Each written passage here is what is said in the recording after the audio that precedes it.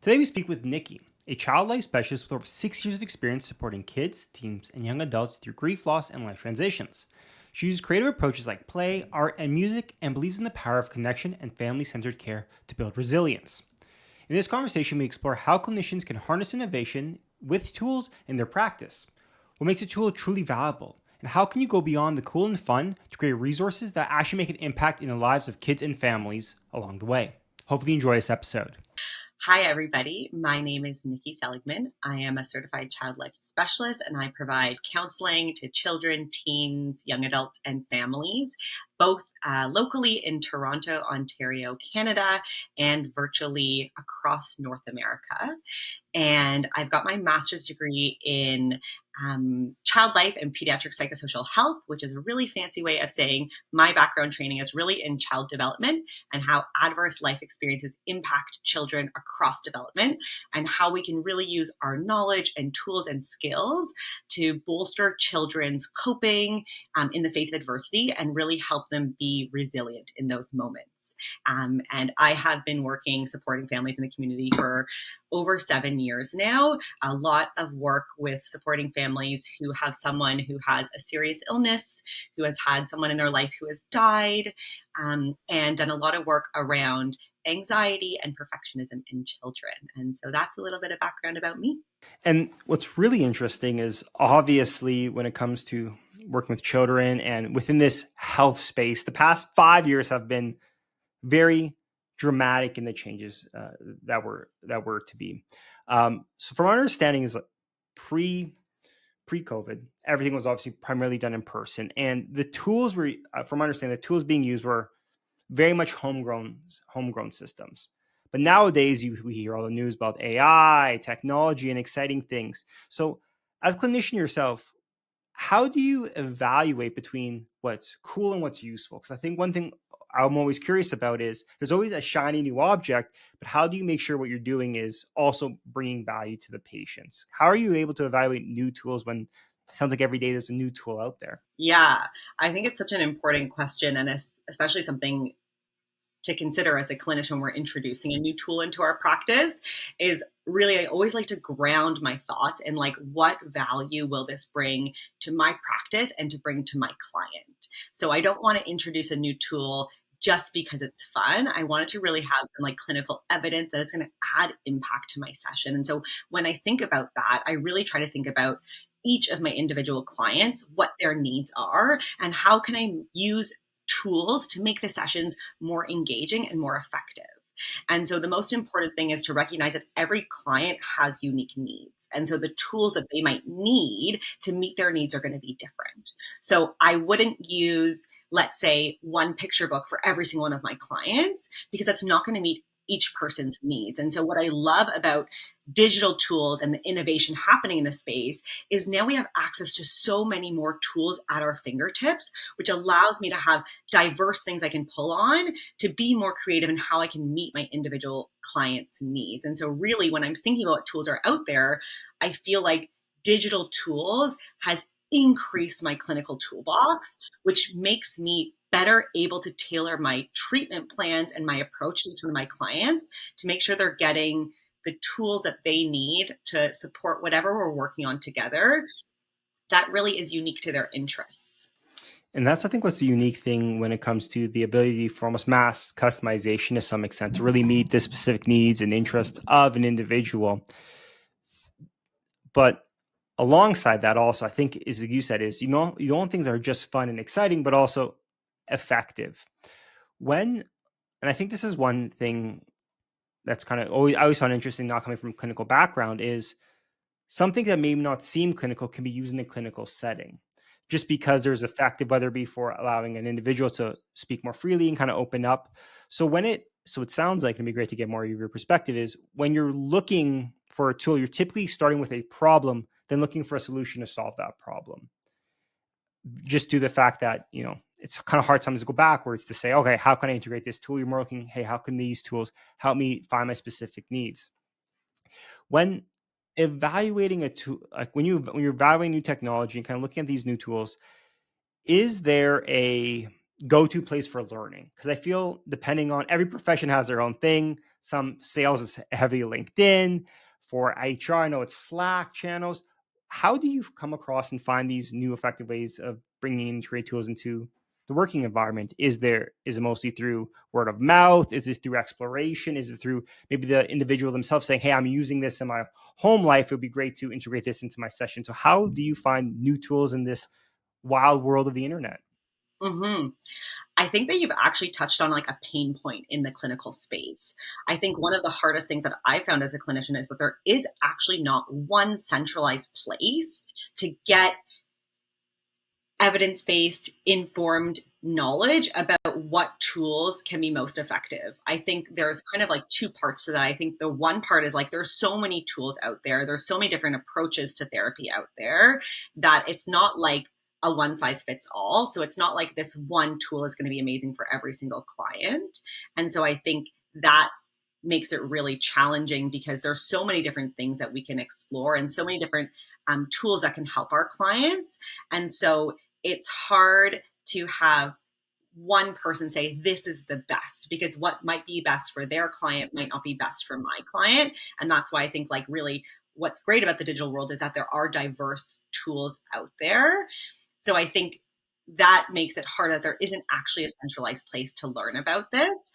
And then I think that it's great to learn from peers. I love to connect with colleagues and say, you know, what's working well for you? What are some tools that you're loving in your space, or sharing about tools that I'm loving, right? I think one thing that I think has been really revolutionary in my practice is like when I was working with young kids, I could spend hours in Indigo, right? Or a bookstore, like reading through children's books to find a book that spoke to what my client was experiencing so they could understand what it was like through a different character lens. And then we could use that as a jumping off point for exploration and discussion and reflection. And so what has really revolutionized my practice personally is because I love using books is like AI storybooks, right? Using AI to help me create individualized stories that becomes an invaluable tool in my practice because now instead of spending hours at Indigo, I get to really use AI in an innovative way and write a storybook for my clients' unique needs. And so they can feel seen and validated and understood. And so that has been really helpful. And so I'm the first one to say to my colleagues, like, you know, have you checked out AI storybooks? Like, how are you using this tool? Because it's really changed my practice. And so I think there is a great opportunity for clinicians to connect and share what's working really well in their practice. And then you'll have some clinicians that are more open to adapting tech forward strategies and other clinicians that might be slower to adapt. And the AI thing is always so interesting. I remember even 5 years ago, there's so many businesses out there for creating a storybook for your child, whether your child be very unique or specific. And that was a huge industry. Like, hey, my child, if you're adopted and then you want to make a book around your family, they're expensive to build just because they have to write stories every time. But now with AI, you can really integrate it and make it very personalized. But at the same time, and this is always something it's always interesting, is AI is also a scary word, especially when it comes to personal information and digital health. So I think a lot of times there's that fear of even considering or kind of looking at AI. From your experiences, kind of where do you, I mean, you touched on this a little bit, where do you think AI has the strongest use case? Where it can be used in the clinical setting that isn't as maybe intimidating or scary? Because I think a lot of times when you say, I'm using AI as a clinician, there's that, whoa, let's move slow. This is healthcare. How have you been? I mean, you've touched on spit. How you find it being useful, and kind of when people are fearful of it, how do you kind of say, hey, you know what? There's ways of using this effectively. Mm-hmm. Yeah, I definitely understand the word AI and healthcare together feel very scary and they feel like they don't go together. And I think that's really because there's so much sensitive patient data that as clinicians we have. And so it's really important that we're adhering to the safeguards around being clinicians that store that data and protecting. And I think so confidentiality is of the utmost important and making sure like that's in the forefront and abiding by, whatever rules your college put forth. I think the challenge is that like lots of people colleges don't have rules around AI yet, right? I think like AI note taking is something that's coming a lot more into the forefront of work. And, clinicians have different comfort levels even using that. I think personally how I have kind of found a balance between integrating AI and capitalizing and using it in a way that feels safe for me is really just ensuring that I'm never entering any patient identifying information into AI. And whatever I'm using AI for is kind of very broad. So if I'm working with a client around like cognitive distortions and I want to come up with some like examples of cognitive distortions that are age appropriate, like I might say, hey, like, can you please give examples for cognitive distortions for a preteen, right? And then they can give me all of these examples of cognitive distortions that would be appropriate for a preteen. Whereas before AI, that would be a lot of session prep time. So that would be like before my session, getting onto my computer, going through every cognitive distortion and being like, okay, like what is an example of like all or nothing thinking for like a preteen? And then I would write it down. And so what typically could have taken me 15 to 30 minutes to prep for a session now is like going into like 1 or 2 minutes. And I'm able to leverage the knowledge and the power of AI while still protecting my clients or not even putting my clients' confidentiality at risk, which is empowering me as a clinician to better provide care to my client. I think that's the big thing you touched on. Even when your example going to Indigo, it's trying to have generalistic stories that fit to specific needs.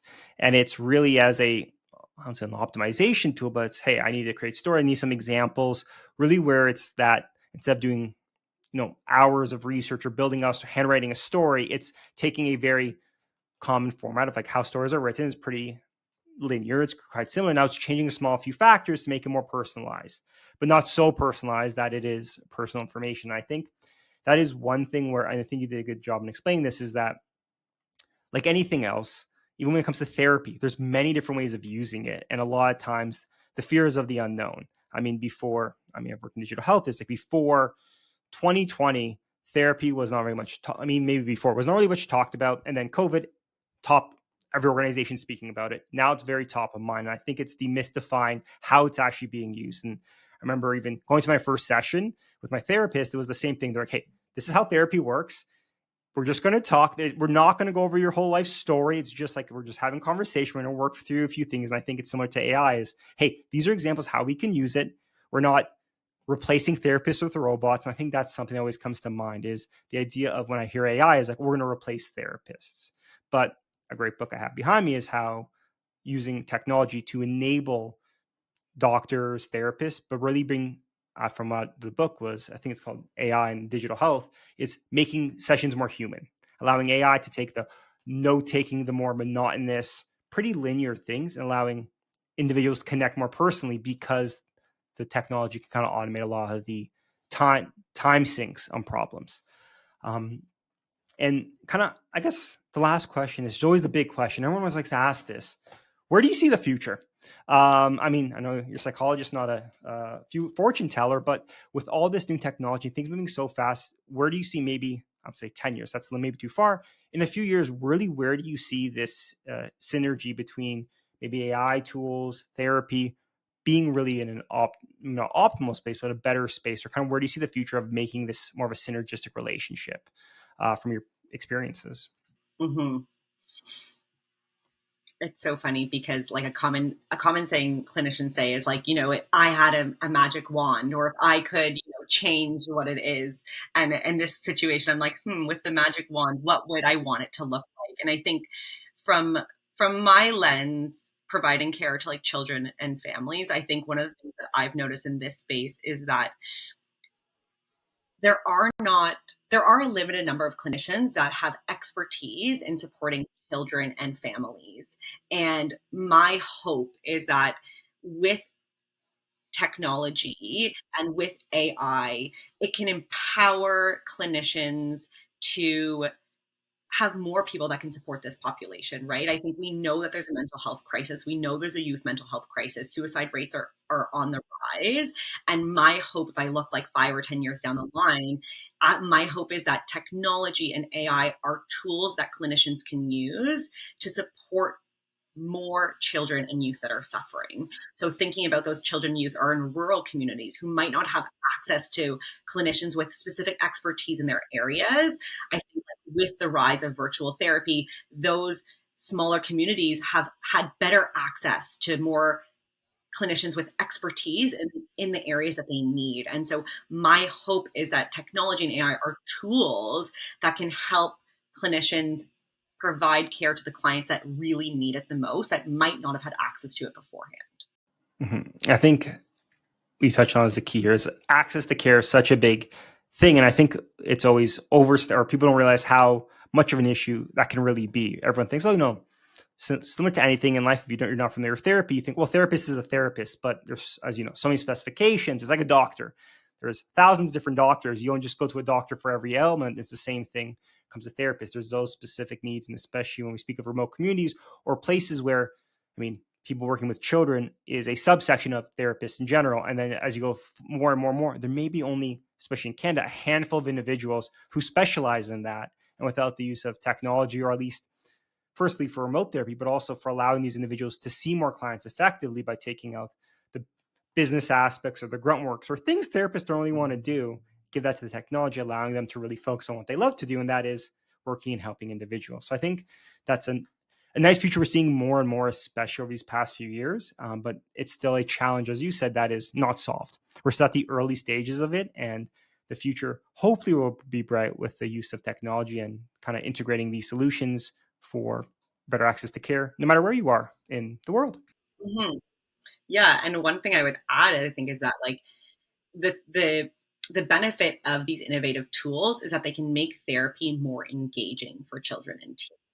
And so that's a big piece that I really focus on in my practice is like, how do I make my care engaging? And so you mentioned like going to see your therapist. You're like, yeah, we're going to talk, but we're not going to talk about your whole story. And the thing about working with kids and teens is like, it's not always just talk therapy, right? Like sitting on a computer, staring eye to eye to someone can feel really intimate and really scary. And so imagine a child doing that. And so I think one of the benefits of leveraging technology is finding creative ways to make sessions engaging for kids so that they feel safe to talk about the hard things in their life. And so just like when I have a new client, like I say to them, it's not going to be what you might be thinking therapy is. Like we're lying on a couch and staring at me or sitting on a couch and staring eye to eye, right? Like in my in-person office, I've got fidgets, I've got stuffed animals, I've got a box of Barbies, I've got a whiteboard, I've got creative tools to make therapy feel safer for children so that we don't have to only be staring at each other. One of the things I hear the most from parents is like the breakthrough moments I have with my kid is when we're driving in the car, right? The parents in the front, the kids in the back, they feel safe enough to talk about the things that maybe they've been holding on to for a while. And I think the awesome part of technology is it allows us to have tools to make virtual care feel safe in an engaging way so kids feel comfortable to express themselves, because the way that kids express themselves is often through play. It's often through creative mediums. And so technology allows us to create those safe moments online for kids as well. I think that's always something that is always typically overlooked is that you try to optimize, create the best process, but things are only as good as the process is followed. And I think that's one thing when it comes to therapy, especially when working with kids, is you can have the best process, the most effective tools, but if they're not comfortable, they're not opening up, it's useless. Who cares what all these things are doing? The whole point is to have that communication. I think that's sometimes overlooked. You're trying to, for lack of a better term, you're trying to almost make it seem like a problem to be solved. Like if this is every microsecond can be planned, but in reality, you have to connect, and connection is the most important thing for any effective therapy. And when it comes to physical therapy, they always say or comes to working out, the best workout is just going for a walk, just doing something to get the process going. And I think sometimes with the use of technology, we try to over engineer and over optimize, when in reality, having engagement, sticking to a program is one of the biggest things that prevents success. And I think that's something technology can do a very effective job. And one thing you touched on that I remember a story from my friends who play in the NHL was they always talk about how their favorite thing wasn't playing hockey, but was that hour-long ride in the car, because it was the rare time, phone's been around forever now, is that where you sat down, you have 1 hour just talking to your parent, just you and them, just talking. And rarely in life, like you're saying, is that those experiences so important. You'll realize that till after. And it's the same thing when it comes to building that engaging session is, however you feel the most comfortable is really where the most progress is being made. And I think that's an important point you touched on, to really bring top of mind, because you're only as good as the conversations you're having. Yeah. And I think technology can help us create that connection and trust in therapy. And so we can use those tools to create that